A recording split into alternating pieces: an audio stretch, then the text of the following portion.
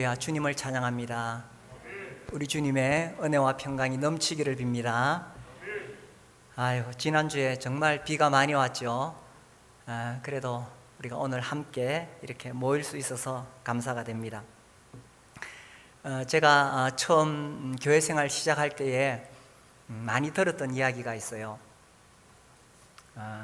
신앙생활을 잘 하려면은 교회 정기 집회에 꾸준히 잘 참석해야 된다. 그러면서 이런 예화를 자주 들었어요. 어떤 형제가 교회를 계속 집회를 빠지는 거예요. 그래서 이제 그 형제님에게 권면하기 위해서 찾아갔습니다. 마침 겨울에 이렇게 이 벽난로에, 우리나라가 아닌가 봐요, 벽난로에 이렇게 장작더미를 불을 태우고 있었는데, 이제 그 형제가 알았죠. 왜 자기를 찾아왔는지, 교회 잘 나오라는 걸 뭔지 알았죠. 이제 거기 가가지고 뭐 굳이 내가 그렇게 정기 집회 잘 갈 필요 있습니까? 내 혼자 개인적으로 신앙생활 잘 하고 있다고. 그러니까 이제 권면하러 가셨던 분이 그 장작더미에서 장작개비를 하나 꺼냈어요. 꺼내가지고 밖에 놔두었습니다. 어떻게 됐을까요? 그 안에 모여있는 장작들은 활활 잘 타는데 꺼내놓은 장작개비는 조금 있으니까 꺼져버리더라는 거예요. 그래서 제가 처음 신앙생활 할 때 들었던 이야기라서 오래 기억이 납니다.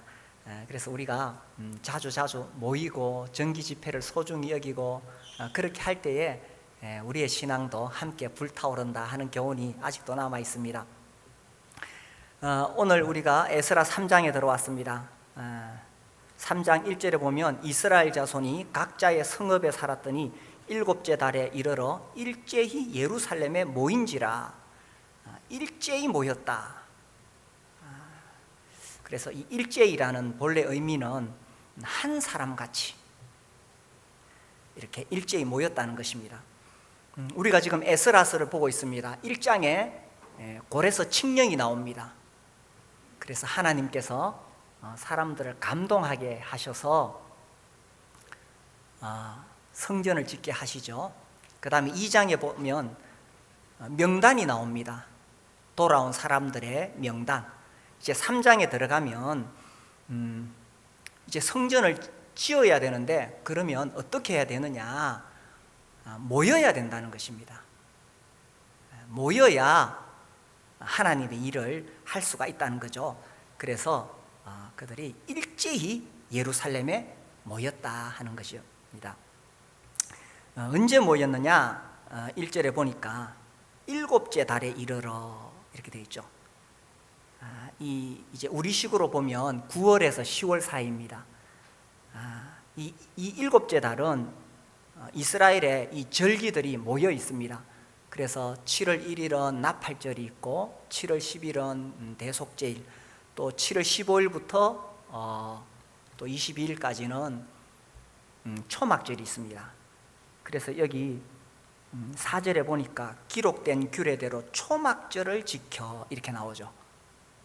그래서 7월에는 특별히 이 절기들이 모여 있습니다.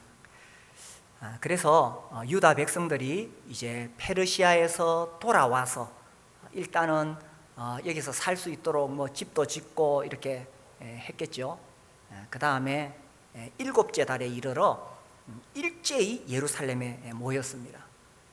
근데 이 에스라 3장은 정말 감격이 넘치는 장입니다. 우리는 지금 이렇게 남의 이야기처럼 읽고 있지만 이 당시 사람들에게는 지금 이 에스라 3장이 정말 감격의 순간들이 계속 지나갑니다.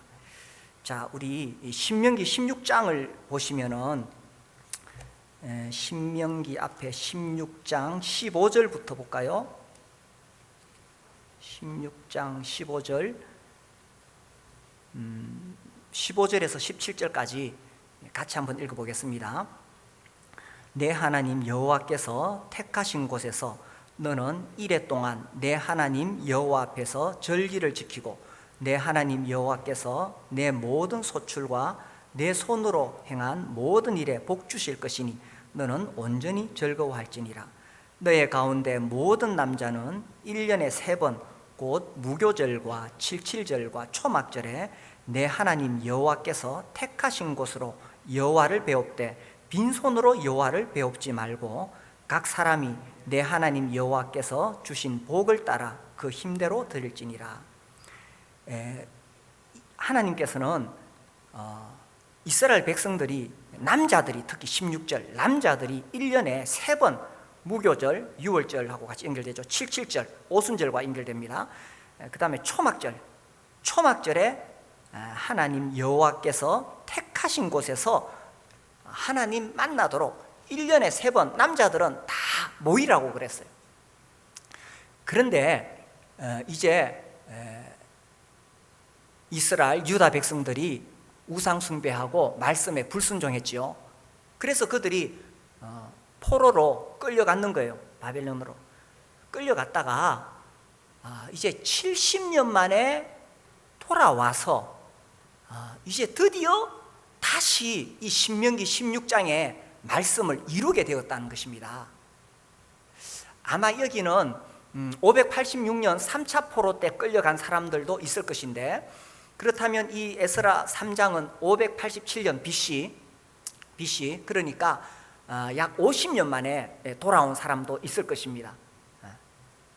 포로는 그 전부터 끌려갔지만은 3차 포로 때 끌려간 사람은 50년 만에 이렇게 돌아오게 된 거죠.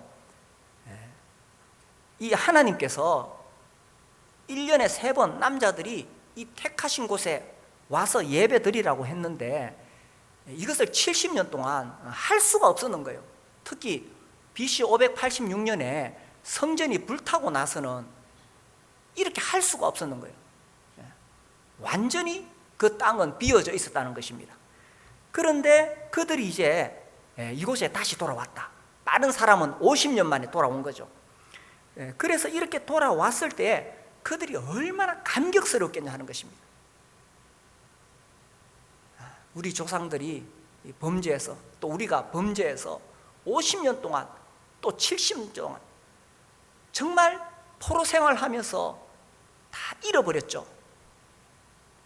그런데 이제 다시 그들이 바벨론 땅에 있을 때는 이 말씀을 지킬 수가 없었는 거예요. 그런데 이제 다시 돌아와서 이 모였을 때 그 감동은 말할 수가 없었다는 것입니다.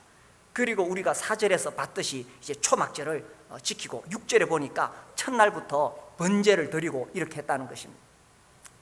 그래서 그들이 포로에 끌려갔다가 돌아와서 모였을 때에 자기들이 우리가 하나님의 백성들이지, 우리가 언약 공동체이지, 이것을 서로가 확인하고 하나님께서 그렇게 하라고 1년에 3번씩은 모이도록 하셨는데 포로 생활 동안에 못하다가 이제 다시 모였으니 얼마나 감격스러운 순간이었겠어요.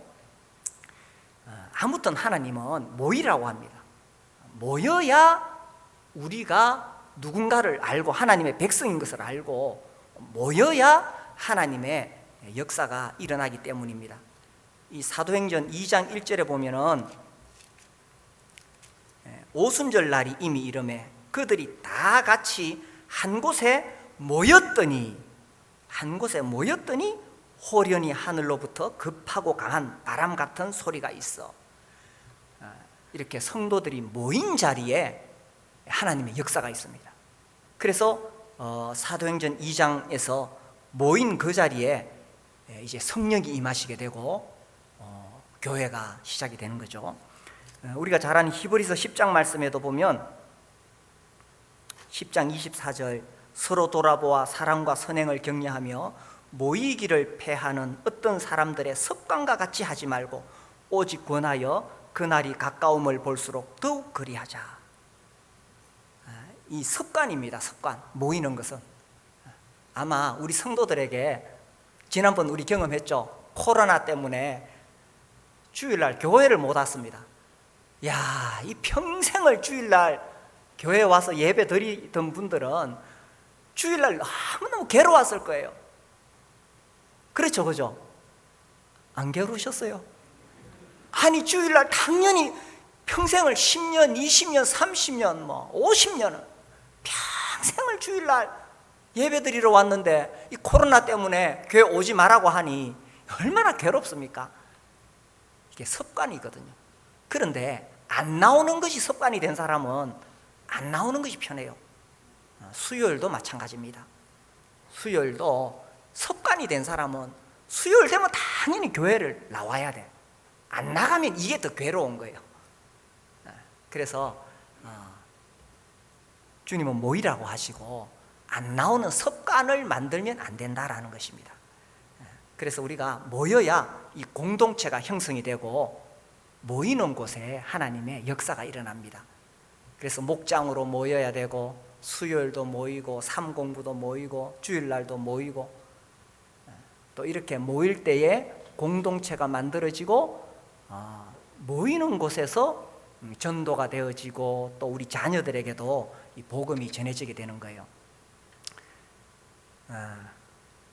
자유주의 신학이 있어요. 우리가 믿고 있는 이 성경의 신앙을 벗어나서 성경을 하나의 어떤 문학책으로 보면서 그야말로 정통 신앙과는 이렇게 벗어났죠. 그 자유주의 신학의 아버지라고 하는 사람이 독일의 신학자 슐라이언마흐입니다. 이 사람은 종교는 절대 의존의 감정이다 이런 이상한 소리 했는데, 그런데 제가 이분의 글을 읽다가 이분이 정말 이 기독교를 정확하게 관찰하고 표현한 것이 있어요. 이렇게 말했습니다. 이 사람은 기독교는 종교는 의존의 감정이다 그랬는데, 이 의존의 감정은 각 종교 공동체 내에서 구체적인 형태를 취한다. 종교 집단들의 목적은 다른 집단들과 미래의 세대들에게 자기들에게 필요한 경험을 전달함으로써 그들이 동일한 감정에 참여할 수 있게 하려는 것이다. 무슨 말인지 잘 모르겠죠? 이런 이야기입니다. 기독교가 공동체를 형성했을 때에 우리 안에 우리가 믿는 신앙이 굳건하게 세워지고, 또 우리가 공동체를 형성했을 때 우리가 다른 사람들에게 전도하게 되고, 무엇보다 다음 세대 자녀들에게 이 신앙이 전수가 된다는 것입니다.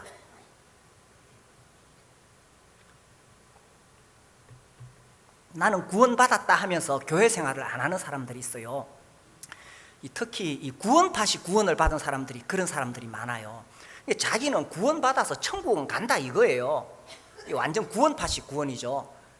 그러면서 교회에 문제가 많으니까 교회를 안 다니는데, 좋아요. 그 사람 말대로 자기는 천국에 갈 수 있지 모르지만 그 자녀들은 어떻게 되느냐? 대부분 그 자녀들은 교회를 다 떠납니다. 그리고 억지로 자리에 앉혀가지고 구원 공식 가르쳐서 입술로 고백한다 하더라도 정상적인 신앙을 하지는 못한다는 거예요. 그래서 이 교회 공동체 모이는 이 공동체가 형성이 되어져야 전도도 되고 다음 세대의 우리 자녀들에게도 전수가 된다는 것입니다. 그래서 기독교 신앙은 모이는 것을 굉장히 중요하게 생각합니다. 불교는 혼자서 깊은 산에 가서 돛 닦으면 돼요. 그런데 우리가 믿는 신앙은 그런 게 아니에요. 그래서 우리가 코로나 기간 동안에 모이지 못했을 때 얼마나 힘들었는지 모릅니다. 우리가 교회를 소중히 여긴다는 게 뭐냐? 그것이 어떻게 드러나느냐? 내가 교회를 사랑한다는 것은 교회 정기 집회에 열심히 나오는 것, 성도들과 함께 하는 것, 주일 당연한 것이고 수요일도 그렇고 목장도 그렇고, 내가 이 모이기를 힘쓰는 것이 교회를 소중히 여기는 것이고, 이런 모습을 우리 자녀들이 보고 교회 당연히 가는 거야, 수요일도 가는 거야, 목장에 가는 거야, 주일날은 말할 것도 없고, 이렇게 해서 이 공동체가 형성이 되어져야 자녀들에게도 전수가 된다는 것입니다. 그래서요, 제가 갈수록 느끼는 것이 이 신앙이라는 거요, 특히 자녀들에게 성경 펴놓고 성경 공부하는 것, 이게 참 중요하지만 사실은 공동체의 이 슐라이마흐의 주장에 의하면 공동체의 감정, 이 감정이면 우리가 말하는 그런 감정하고는 좀 다른 뜻입니다. 어쨌든 우리가 공동체 안에서 느끼는 신앙의식, 이것이 자연스럽게 우리 자녀들에게 전수가 된다는 것입니다. 그래서 이 모이는 것은 너무너무 중요하다는 거죠. 특히 우리는 목장에서 올리브 블레싱을 합니다. 야, 이거 정말 중요합니다. 그래서 우리 어린 아이들을 부모가 안고 축복해주고 기도해주고, 아이들이 교회에 와서 성경 공부하지만 사실은 그런 몸으로 이 신앙을 배우고 느끼는 거예요. 이제 여름 성경학교, 지금 코로나 때문에 지금 여러 가지 어려움을 겪고 있습니다. 우리 아이들에게 물어보세요. 작년에 여름 성경학교 때 뭐 배웠는지. 애들 기억 못합니다. 그러나 해마다 여름이면 모여서 하룻밤 같이 자고 맛있는 거 먹고 선생님의 사랑을 받고, 이런 것들이 해마다 쌓여서 그것이 어린이에게 이 종교, 이 사람 슐라이마흐의 그 말처럼 그것이 그렇게 전해지게 된다는 이야기입니다. 그래서 신앙은 혼자 하는 것이 아니라 함께 하는 것이고, 내가 아무리 굳건한 신앙을 가졌다고 해도 그 활활 불타고 있는 이 장작더미에서 꺼내놓으면 그 장작개비는 결국 불이 꺼지고 만다는 것입니다. 그래서 우리가 모이기를 힘써야 된다는 거죠. 아멘이십니까? 네. 그래서 3장 1절에 일제히 모였다. 일제히 모였다. 자, 그래서 이들이 모여서 무엇을 했느냐? 2절 보시면 요사닥의 아들 예수아와 그의 형제 제사장들과 스알디엘의 아들 스룹바벨과 그의 형제들이 다 일어나 이스라엘 하나님의 무엇을 만들었어요? 제단을 만들고 하나님의 사람 모세의 율법에 기록한 대로 무엇을? 번제를 그 위에 드렸다. 이렇게 나오죠. 우리가 읽으니까 남의 이야기 같지만 이 당시 사람들이 이렇게 모여서 제단을 만들고 번제를 드리는 이 순간은 정말 말할 수 없는 감격의 장입니다. 이들로서는 얼마나 감격스러운 그런 자리인지 모릅니다. 이제 그들이 70년 동안 포로 생활을 하다가 다시 돌아왔는데, 돌아와서 정말 하나님의 말씀이 지금 이루어지고 있는 것이거든요. 우리 다시 한번 찾아볼까요? 예레미야 25장에 보면 또 한번 찾아봅시다. 25장 11절에 보면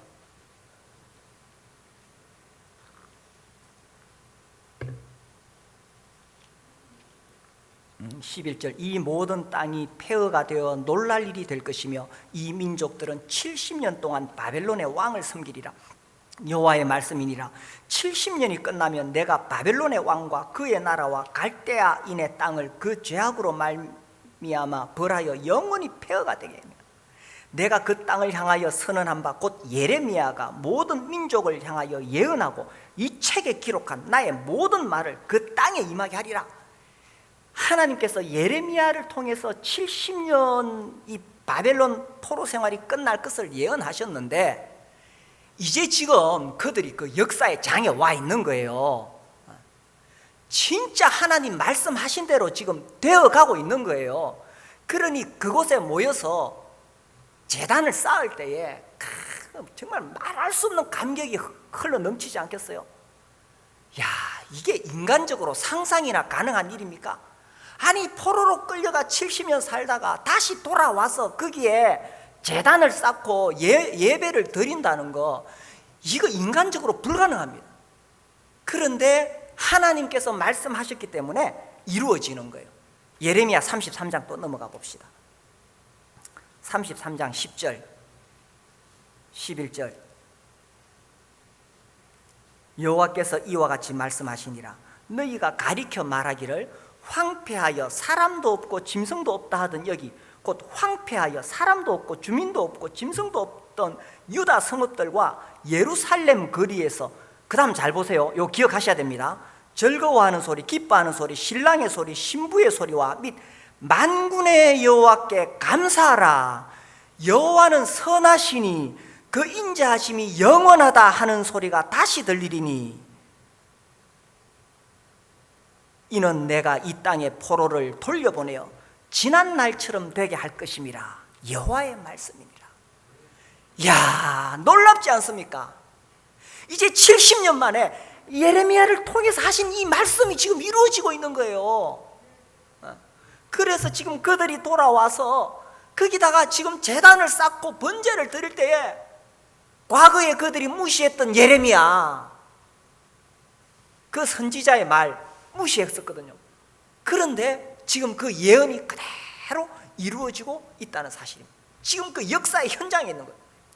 이것이 하나님께서 일하시는 방법입니다. 하나님 먼저 계획하시고 말씀하시는 말씀, 자기 종들을 통해 말씀하시고 그 다음에 감동을 주셔서 그 말씀에 순종한 사람들을 통해서 하나님의 역사를 이루어가는 거예요. 지금 여기 1장에 보면 고레스 칙령이 내리잖아요. 그 1절에 바사왕 고레스 원년에 에스라 1장 1절 여호와께서 예레미야의 입을 통하여 하신 말씀을 이루게 하시려고 하나님께서 예레미야를 통해 하신 말씀을 이루시려고 감동을 주셨을 때 사람들이 감동을 받고 거기서 끝나면 안 되죠. 2장에 보면 돌아오는 거예요. 이미 바벨론 땅에 집 짓고 농사 짓고 잘 살고 있었지만 이 감동을 받은 사람은 거기 머물지 않고 돌아온 거예요. 그리고 돌아와서 자기들이 지금 하고 있는 일이 뭐냐? 하나님 말씀이 이루어지는 그 현장에 있다는 것입니다. 이게 하나님 하시는 거예요. 하나님께서 우리에게 말씀하시고 감동을 주실 때에 우리가 그 말씀에 순종하면 나도 그 하나님 역사의 현장에 있게 된다는 것입니다. 그래서 하나님께서 우리에게 감동을 주실 때 순종하시기 바랍니다. 목자하라 이렇게 감동을 주실 때 예 하고 목자하는 거예요. 어린이 청소년 교사하라, 또 교회 섬기는 집사를 해라 이렇게 감동을 주실 때에 예 하고 하는 거예요. 그러면 내가 하나님의 역사가 이루어지는 그 놀라운 현장에 내가 서 있게 되는 것이고 하나님의 손에 쓰임 받는 것입니다. 자, 3절 볼까요? 에스라 3장 3절에 보시면 무리가 모든 백성을 두려워하여, 자, 이게 무슨 말이냐 하면 이제 BC 586년에 예루살렘이 다 불타고 포로로 끌려가니까 거기에 이제 이방인들이 와서 살았는 거예요. 이방 민족이 와서 거기다가 집 짓고 뭐 농사 짓고 살고 있는데 갑자기 그 유다 민족이 올라오니까 그들이 위협을 느끼지 않겠어요? 자기들이 지금 잘 살고 있는데 50년, 70년 만에 그 옛날 그 살았던 그 유다 민족이 올라오니까 그러니까 막 그 이방 민족이 자기들끼리 쫙 이렇게 막 단결해가지고 유다 민족을 공격하려고, 여기 두려워하여 이 단어가 이게 번역이 본래 의미는 극심한 공포가 몰려왔다 그런 뜻입니다. 지금 유다 사람들은 아직 이렇게 준비가 안 되어 있는데 그런데 이 이방인들이 해코지 하려고 그러니까 지금 극심한 공포가 밀려왔는 거예요. 자, 그 다음 보세요. 두려워하여 어떻게 했습니까? 두려워하여 어떻게 했어요? 제단을 그 터에 세우고 그 위에서 아침 저녁으로 여호와께 번제를 드리며. 두려워하여 군대를 만들었습니까? 두려워하여 외교적인 협상에 나섰습니까? 어떻게 했어요? 제단을 세우고 번제를 드렸다는 것입니다. 우리가 인생을 살면서 우리 인생에 수많은 두려움이 있습니다. 문제들이 내 앞을 가로막고 있을 때에 우리가 두려움을 느낍니다. 그때 뭘 해야 되느냐? 우리가 어떤 인간적인 어떤 것을 조치를 하기 전에 먼저 무엇을 해야 되냐면 여기 이 원리예요. 먼저는 우리가 모여서 이 두려움을 이기는 비결, 모여서 하나님 앞에 예배를 드리는 것입니다. 자, 보세요. 이들이 모여서 제단을 쌓고 예배를 드릴 때에 예배를 드리면 시선이 하나님을 향해서 가게 됩니다. 자, 여기 이 유다 백성들이 이 제물을 하나님께 드리며 하나님을 바라보았을 때 그들은 하나님으로부터 큰 위로와 격려와 담대함을 얻었을 것입니다. 왜 그렇겠어요? 지금 그들이 여기 바벨론 땅은 버리고 여기까지 와서 지금 있는 것은 이게 자기들이 뭐 잘나서 자기들 힘으로 한 것이 아니거든요. 이건 전적으로 하나님께서 지금 이루어 가시는 것이거든요. 하나님께서 바벨론 70년 만에 망할 것을 예언하셨잖아요. 그리고 고레스를 왕으로 세우시고 그 다음에 70년 만에 돌아올 것을 말씀하시고 그 현장의 자리에 있게 하신 분이 하나님이시잖아요. 그러니까 인간 나라를 다스리시고 왕을 세우시고 패하시는 그 하나님을 바라보게 될 때 그들에게 담대함이 생길 수밖에 없다는 사실입니다. 그래서 우리가 예배를 통해 하나님을 바라보고 하나님을 만날 때에 우리가 담대함을 얻을 수가 있다는 것입니다. 온 우주 만물을 운행하시고 내 인생의 주인 되시고 역사의 주관자 되시는 그 하나님을 내가 바라보게 될 때에 내 인생이 그 하나님의 손에 있기 때문에 하나님께서 내 인생을 인도하실 것이라는 담대함을 가질 수가 있다는 것입니다. 그래서 우리가 살아가면서 많은 문제들이 우리 앞을 가로막지요. 우리 학생들 이제 시험, 고3들은 수능을 앞두고 있고 갑자기 찌릿하죠. 시험이 있고 또 취업도 해야 되고, 그죠? 결혼이나 또 사업이나 우리 인생 앞에 수많은 문제들이 있는데 두려움을 이기는 비결, 우리가 모여서 제단을 쌓고 예배를 드리는 것입니다.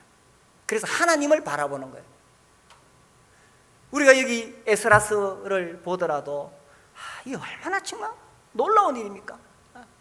예레미야를 통해서 그렇게 말씀하시고 지금 그 말씀 그대로 이루어 가시는 하나님, 계획하시고 성취하시는 하나님, 그 하나님을 우리가 바라보게 될 때에 우리가 담대함을 얻을 수가 있다는 것입니다. 그렇게 하려면 모여야 돼요. 모여야 우리가 예배할 수 있기 때문에. 자, 그렇게 해서 이제 드디어 성전의 기초를 놓게 됩니다. 이제 8절 볼까요? 8절. 드디어 이제 성전 기초를 놓게 됩니다. 예루살렘에 있는 하나님의 성전에 이른 지 2년 둘째 달에 스알디엘의 아들 스룹바벨과 요사닥의 아들 예수아와 다른 형제 제사장들과 레위 사람들과 무릇 사로잡혔다가 예루살렘에 돌아온 자들이 공사를 시작하고, 이렇게 공사를 시작하죠. 그 다음에 10절에 보면 건축자가 여호와의 성전의 기초를 놓을 때, 자, 이렇게 시작하는데 이 8절에서도요 이게 정말 감격스러운 장면입니다. 8절 언제 시작했어요? 2년 둘째 달이죠. 2년 둘째 달. 야, 이게 계속 제가 반복해서 말씀드립니다만은 이게 정말 놀라운 거예요. 그들이 정말 70년 포로 생활하다가 여기 돌아와서 성전을 짓는다는 것은 이건 인간적으로는 정말 불가능한 일이에요. 근데 이것이 어떻게 이렇게 이루어지느냐? 하나님께서 계획하시고 말씀하셨기 때문에. 이 일이 벌써 이 일이 있기 150년 전에 이사야를 통해서 예언이 되어 있는 거예요. 한번 볼까요? 이사야 44장. 그 뒤에 넘겨서 이사야 44장.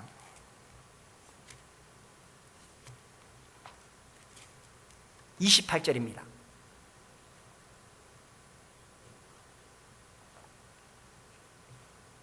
44장 28절 같이 읽겠습니다. 시작. 고레스에 대하여는 이르기를 내 목자라 그가 나의 모든 기쁨을 성취하리라 하며, 예루살렘에 대하여는 이르기를 중건되리라 하며, 성전에 대하여는 네 기초가 놓여지리라 하는 자니라. 우리 하나님이 어떤 분이시냐? 이 자유주의 신학자들은 이 예언을 인정을 안 합니다. 하나님 말씀을 인정을 안 해요. 그래서 이 성경을 하나의 문학책으로 봅니다. 그래서 이사야서도 뭐 제1 이사야, 제2 이사야, 제3 이사야 뭐 이렇게 나눕니다. 그리고 그들은 예언을 인정하지 않기 때문에 이거 다 역사가 이루어지고 나서 포로기 후기에 포로 다 돌아와서 나중에 예언처럼 그렇게 말한 것이다. 이게 자유주의 신학입니다. 그러나 또 많은 자료들은 절대 그렇지 않고 이 역사가 이루어지기 전에 예언된 것으로 그렇게 또 입증이 되고 있습니다. 자, 이사야는 150년 전에 벌써 이렇게 이야기했는 거예요. 150년 전에 예루살렘에 대하여는 이러기를 중건되리라며 성전에 대하여는 어떻게 된다고요? 네 무엇이 기초가 놓여지리라. 그래 에스라 3장 10절에 돌아오니까 건축자가 여호와의 성전에 기초를 놓을 때에, 자 보세요. 그러니까 지금 여기서 에스라 3장에서 이 첫삽을 떠는 사람들, 이 사람들은 마음이 얼마나 감격스러웠겠어요. 이건 정말 사람이 할 수 있는 일이 아니에요. 사람이 할 수 있는 일이 아니에요. 어떻게 포로로 끌려갔다가 돌아와서 이런 일을 하겠어요? 이것은 처음부터 끝까지 다 하나님께서 계획하시고 이루어 가시는 것입니다. 하나님께서 계획하시고 말씀하시고 이루어 가실 때에 부름받은 사람들이 순종하면 그 역사에 참여하는 자가 되는 것입니다. 그래서 목자가 되라, 집사가 되라, 교사가 되라. 부름받을 때에 순종하고 따라가면 이 하나님의 놀라운 역사에 참여하게 된다는 것입니다. 이 2년 둘째 달, 이 70년을 계산하는 방법이 두 가지가 있어요. 하나는 1차 포로 BC 605년에 시작해서 돌아온 해 BC 여기 이제 여기 537년이거든요. 그래서 536년에 이제 이렇게 시작하는데, 그래서 538년에 돌아와 가지고 이제 2년 둘째 달이거든요. 그러니까 그렇게 따져도 뭐 한 70, 69년 나오고, 아니면은 예루살렘 성전이 무너진 거 BC 586년부터 성전이 재건된 BC 516년까지 이렇게 해도 딱 70년이 나와요. 여기 계산하는 방법이 두 개가 있어요. 무슨 말인지 모르겠죠. 숫자가 막 나와서. 이거는 말씀의 삶 성경 공부 시간에 배우시면 됩니다. 자, 어쨌든 이 사람들은요, 이 현장에 있을 때 말할 수 없는, 우리가 이해할 수 없는 그 첫삽을 떠면서 70년 만에 성전의 기초가 놓인다고 150년 전에 예언하셨는데, 이 첫삽을 뜰 때 눈물 없이 뜰 수가 있겠습니까? 신앙은 이런 거예요. 하나님께서 하시는 거예요. 우리는 그 부르심에 따라가는 거예요. 그러면 하나님 손에 쓰임 받는 인생 되는 것입니다. 자, 이 첫삽을 뜨는데 이 사람들이 막 흥분해가지고요. 이제 9절, 10절 읽어 나가면 막 정말 요란합니다. 난리가 났습니다. 10절 보세요. 건축자가 여호와의 성전에 기초를 놓을 때에 제사장들은 예복을 입고 나팔을 들고 아삽 자손 레위 사람들은 제금을 들고 서서 이스라엘 왕 다윗의 규례대로 여호와를 찬송하되, 11절 찬양으로 화답하며 여호와께 감사하여 이르되 주는 지극히 선하심으로 그의 인자하심이 이스라엘에게 영원하시도다 하니, 모든 백성이 여호와의 성전의 기초가 놓임을 보고 여호와를 찬송하며 큰 소리로 절규해요. 난리 났어요, 그죠? 악기 막 두드리고 막 악기 연주하고 막 찬송하고 막. 그런데 여기 찬송 내용을 보세요, 그죠? 지극히 선하심으로 그의 인자심이 이스라엘에게 영원하시다. 이 아까 제가 기억하라 그랬죠? 이런 찬송 소리가 울릴 것이라고 아까 예레미야 33장 제가 기억하라 그랬잖아요. 그 예언된 그대로 지금 역사가 이루어져 가고 있다는 것입니다.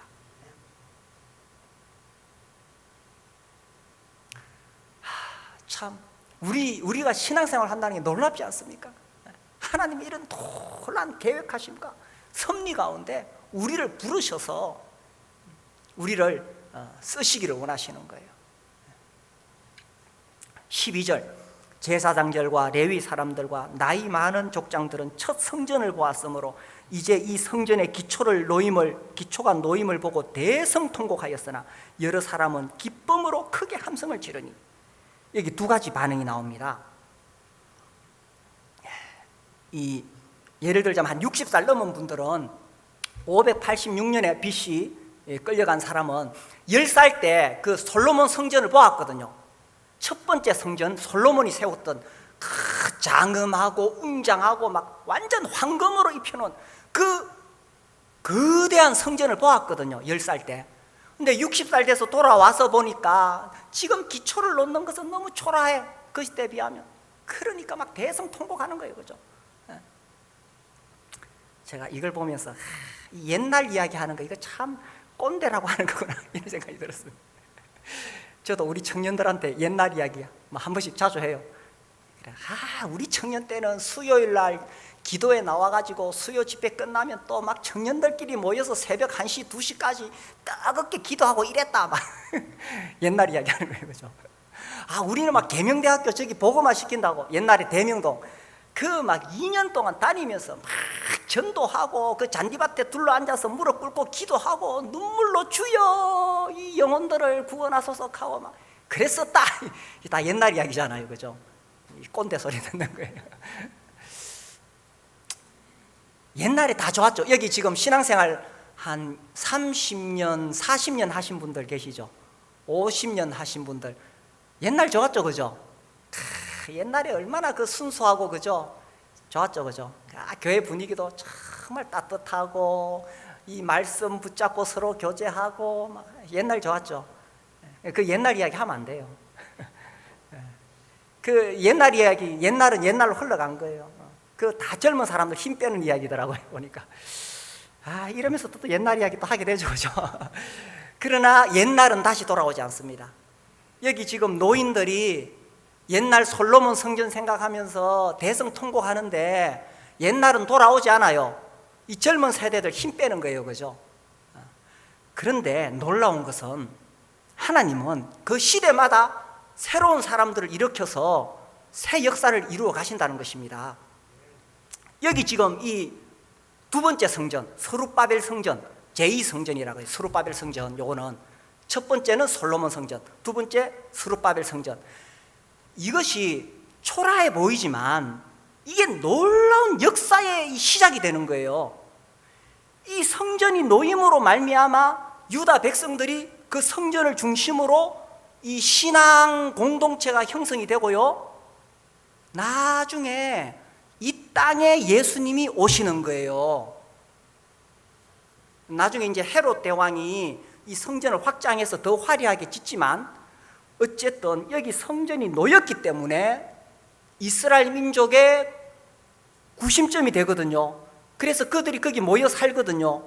그 땅에 예수님이 오시는 거예요. 그러니 이 초라한 성전의 기초가 정말 놀라운 하나님 역사의 놀라운 출발점이 된다는 것은, 그것을 생각하면 이게 절대로 우습게 볼 수 있는 것이 아니라는 것입니다. 그래서 하나님께서 과거는 과거로 지나갔고 지금은 지금대로 또 하나님의 역사가 시작이 되는 것입니다. 그래서 모여야 돼요. 어떻게 이런 일이 있을 수가 있느냐? 모여서 시작되는 거예요. 우리가 목장으로 모여야 됩니다. 목장으로 쫙 모여야 되고, 또 수요일도 모이고 주일도 모이고, 이제 9월 달부터 생명의 삶 새로 시작하거든요. 그때도 우리가 모여서 함께 공부해야 돼요. 나 혼자 할 수 있다, 그것이 아니라 하나님은 공동체를 세우기를 원하셨다는 것입니다. 신앙생활은 혼자 하다가 망해요. 혼자 잘났다고 돌아다니다가 망한 사람 누굽니까? 삼손. 신앙은 같이 하는 거예요. 제가 이 교회사를 읽어보다가 이 프랑스의 광야 교회에 대한 이야기를 읽었어요. 이 프랑스는 이 가톨릭 교도들에 의해서 정말 그 기독교 개신교 신자들이 이 성 바돌로메 축일 학살 사건 이런 거 보면 막 엄청나게 많은 신자들이 죽습니다. 이 프랑스는 정말 핍박이 심했던 나라예요. 루이 14세 아시죠? 태양왕 루이 14세. 이 사람이 1685년에 폰텐블루라는 거기서 칙령을 내렸어요. 그래서 이제 가톨릭 교도가 아닌 개신교도 기독교 신자들을 박해하기 시작했습니다. 그렇게 박해했을 때에 이 기독교 신자들은 예배를 위해 비밀리에 모이곤 했다. 이들은 공터나 야산에서 밤의 어둠을 이용하여 전국적으로 수십 명 혹은 수백 명의 신자들이 정기적으로 모여 말씀을 듣고 죄를 고백하고 성찬식을 행했다. 그래서 비밀리에 그들이 건물에 못 모이니까 밤에 야산에 이렇게 모이는 거예요. 그런데 만약에 정보가 노출되면 어떡하느냐? 첩자들이 다 와서 대기하고 있다가 다 모이면 한꺼번에 탁 잡아버리는 거예요. 혹시 정보가 노출되면 정부에서 모두 체포해서 남자들은 갤리선 노예로 보내졌으며 여자들은 평생 감옥에 갇혔다. 갤리선 알죠? 이 밑에 노젓 넣은 사람들 있죠, 그죠? 영화 배너 보면 막 이렇게 노젓 넣은 사람들 나오잖아요. 목사들은 처형되었고 어린아이들은 양부모에게 맡겨져 가톨릭 신앙으로 양육되었다. 그럼에도 불구하고 신도들은 집회를 계속했다. 아니 이미 믿었으면은 집에서 자기들끼리 믿으면 되지 왜 그렇게 재산을 걸고 가족을 걸고 목숨을 걸고 모이려고 했을까요? 이 모여야 된다는 거예요. 모여야 된다는 거예요. 그래서 한 100년 동안 이 박해가 계속 이어집니다. 그래서 1787년 루이 16세가 종교의 자유를 선포할 때까지 탄압은 계속되었다. 오랜 박해 기간 동안 수천 명의 남자들이 갤리선으로 보내졌으며 비슷한 수의 여성들이 종신직역을 살았다. 그러면 좀 배신하는 사람도 있었지 않을까요? 2명의 목사가 신앙을 저버렸으나 많은 이들은 신앙을 버리기보다 죽음을 택했다. 결국 광야교회는 생존했다. 이렇게 글이 이어집니다. 만약에 그들이 박해를 두려워해서 모이지 않았으면 100년 안에 다 터지고 사라졌을 것입니다. 100년 동안 그 박해 가운데도 갤리선 노예가 될지라도 평생 감옥에 살지라도 자식들을 뺏길지라도 모였기 때문에 이 교회가 이 광야교회라 그랬어요. 광야의 그리스도는 이것이 그대로 유지되어 왔다는 것입니다. 결국 승리했는 거죠. 그래서 모이는 곳에 신앙이 굳건해지고 모이는 곳에 신앙이 전수되고 전해진다는 것입니다. 그래서 이제 코로나 때문에 우리가 참 많이 어려웠습니다. 지금도 마찬가지입니다.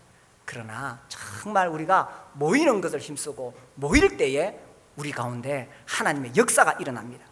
그리고요, 우리가 애쓰라 봤지만 사람들이 어떻게 산다는 게 아니에요. 하나님이 주도적으로 하고 계시잖아요. 그래서 우리가 감동을 받아 순종하고 따라가면 하나님의 역사에 참여하는 자들이 될 것입니다. 그렇게 하기 위해서 우리가 잘 모이는 목장, 수요일, 주일 잘 모이는 그런 교회가 되기를 바랍니다.